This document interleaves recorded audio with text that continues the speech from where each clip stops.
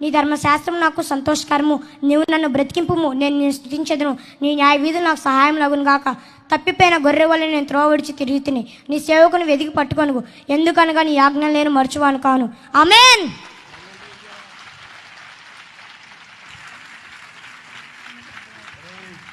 మంచివాడురా.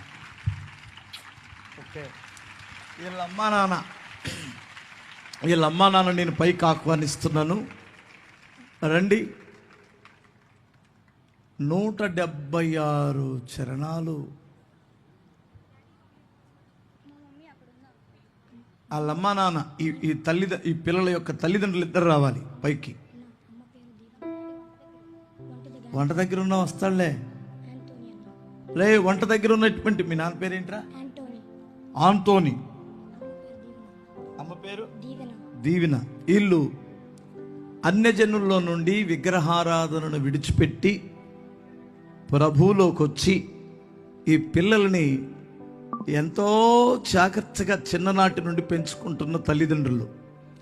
వారిని ఇక్కడికి పిలవాలని నాకు మనసు వచ్చింది. వీళ్ళ కొరకు ఏం బహుమానం సిద్ధపరిచారు?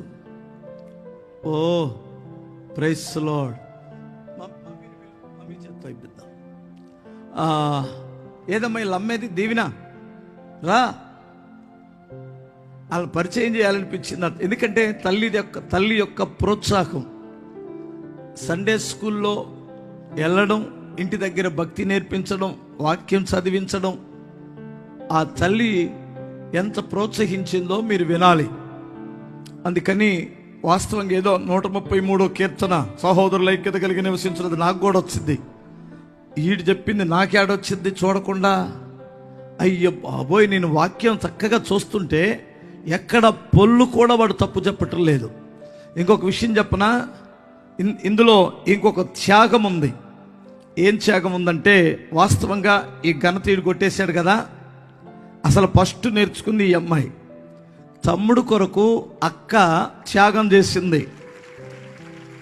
అక్క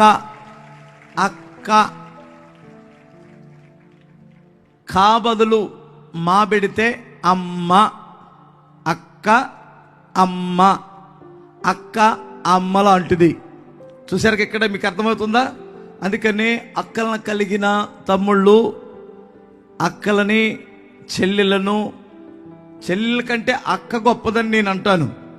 ఎందుకంటే ఆడికి 1, 2 తల్లి తర్వాత చేసేది అక్కే.